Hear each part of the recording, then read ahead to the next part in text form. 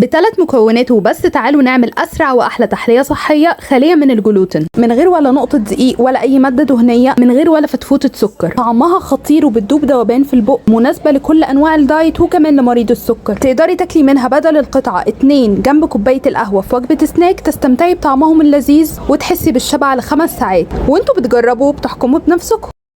هي دي ال3 مقادير اللي انا محتاجاها وبس. اولا نص كوبايه من زبده الفول السوداني، ولازم تكون صحيه يعني خاليه من الدهون النباتيه ومن السكر، ولو انت اللي بتعمليها بنفسك في البيت طبعا هتكوني ممتازه، لان انت واثقه ان هي بيور جدا من غير اي اضافات، وهي طريقتها في البيت الحقيقه سهله جدا. بتاخدي شويه سوداني بتحمصيه وتبتدي تطحنيه في المطحنه او في كبه او في خلاط لغايه لما يطرد الزيوت بتاعته ويتحول معاكي لزبده. اهم حاجه بس في موضوع ان انت تطحنيها في البيت، الاله اللي هتستخدميها تكون قويه عشان تستحمل تحول السوداني لزبده من غير ما تحتاجي ان انت تضيفي اي زيوت. طيب بديل لزبده الفول السوداني ممكن تستخدمي طحينه، وانا استخدمت كده النص كوب المعياري علشان يكون سهل بالنسبه للجميع، وهقول لكم انا بشتغل نص كوب معياري قد ايه بالمعلقه. تاني مكون معايا وهو ربع كوبايه من العسل الابيض العادي، وانا مش مستخدمه الربع كوبايه كامله، يعني ربع كوبايه الا معلقه كده عشان ما بحبش الحاجه انا مسكره قوي. واخيرا البيكنج باودر. في طبق كده معايا هبدا انزل بزبده الفول السوداني، وهقول لكم هم قد ايه بمعالق الطعام العاديه. ادي معلقه 2 3 ودي هتعمل معايا 4.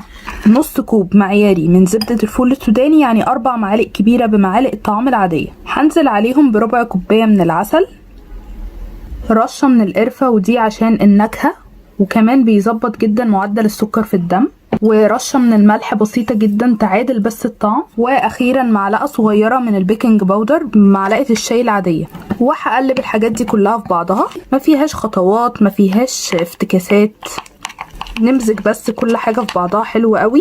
طبعا اللي بيشتغل بزبده الفول السوداني عارف ان هي لما بتدخليها في اي وصفه هي بتتحول لعجينه بالشكل ده، قوام تقيل بالطريقه دي كده. خلاص انا قلبت كله في بعضه حلو جدا، البيكنج باودر دخل جوه زبده الفول السوداني والعسل وكله تمام، وجاهزه دلوقتي حالا اشكل الخليط ده. شايفين ازاي هي عامله زي عجينه تقيله كده.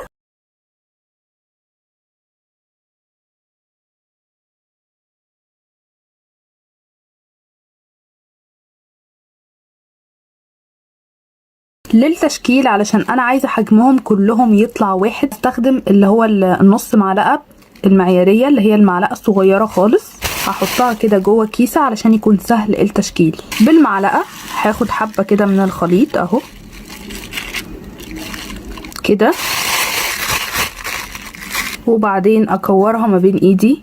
شايفين ده بيكون شكلها، وهرصها في صينيه حاطه فيها ورق زبده ومسحها بمسحه من الزيت بسيطه جدا. هرص فيها نفس الطريقه دي كده من غير ما بططه ولا حاجه خالص، هو بيريح. تاني بالمعلقه اللي انا مركبه لها كيسه كده علشان يكون سهل التعامل مع العجينه، هاخد كميه بالشكل ده وارصها بالشكل ده في الصينيه. يعني اظن مفيش اسهل من كده طريقه للتشكيل، بجد بسيطه جدا.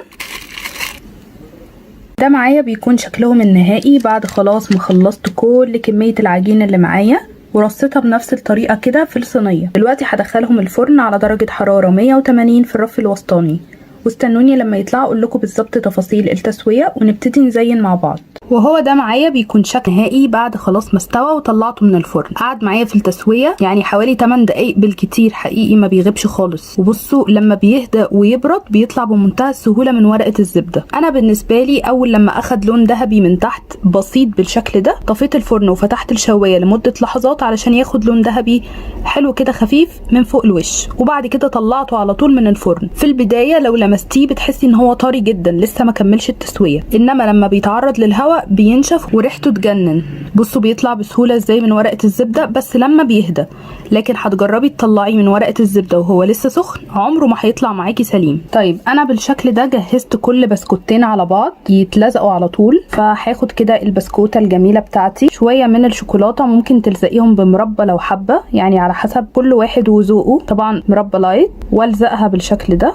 بصوا الجمال، شايفين؟ وطبعا انا هكملهم كلهم بنفس الطريقه كده، هلزق كل قطعتين على بعض، وكمان عملت لهم تزيين بسيط بالشوكولاته من فوق الوش. كل دي حركات طبعا للتزيين، مش ضروري ابدا تعملوها.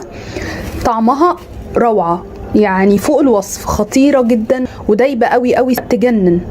متأكدة ان انتوا هتعجبكم قوي الوصفة دي وهتنبهروا بيها. بالنسبة للسعرات الحرارية، هو طلع معايا بعد ما لزقتهم على بعض حوالي 10 قطع. القطعة الواحدة فيها 70 سعر حراري. طبعا سعرات حلوة قوي، تاكلي كده قطعة جنب كوباية القهوة بتاعتك وتستمتعي بيها، خطيرة. ولو عايزة كمان تاكلي قطعتين مفيش اي مشكلة.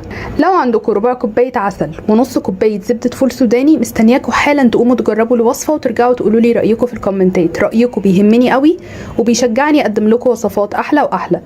وخلوني دلوقتي افكركم بمجموعه من الوصفات اللي عاملينها مع بعض في القناه. اول وصفه وهي كيكه خاليه من الجلوتين، من غير ولا نقطه دقيق ولا اي ماده دهنيه، من غير سكر، مناسبه لكل انواع الدايت، ما بترفعش سكر الدم بسرعه، عشان كده هي بتكون مناسبه لمرضى السكر. وعلى فكره سعراتها قليله قوي لدرجه ممكن تاكليها لوحدك، يعني ياكلها فرد واحد في وجبه فطار، سناك، عشاء. تاني وصفة معايا جديدة انا مقدماها معاكم في القناة بقالها كام يوم بس، وهي حلا برضو بدون سكر، من مكونين 2 وبس.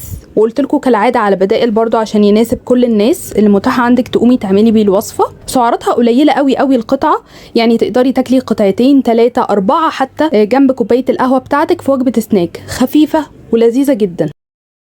والوصفه اللي بعد كده معايا وهي عيش، بجد عيش سحري. سعرات الرغيف الواحد اقل من قطعه توست بني، عشان كده تقدري تاكلي رغيفين في الوجبه الواحده جنب بروتين وخضار كويس، تفضلي شبعانه طول اليوم. وده عن تجربه، بسم الله ما شاء الله جالي عليه كميه تطبيقات. العيش ده خطيره، عاجب الناس جدا الحمد لله.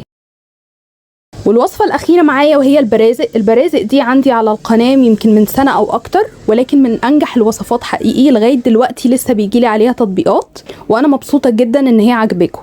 طبعا دي برازق خالية من الجلوتين، من غير ولا نقطة دقيق ولا أي مادة دهنية، من غير ولا فتفوتة سكر، تناسب كل أنواع الدايت وتناسب كمان مرضى السكر، لأن هي مش بترفع سكر الدم. أكيد هسيب لكم لينك الوصفات دي كلها تحت في صندوق الوصف. لو مش بتعرفي توصلي لصندوق الوصف قوليلي بس في التعليقات عايزة أنهي وصفة فيهم وهبعتها لك لغاية عندك في اللينك، تدخلي وتتفرجي على الوصفة على طول.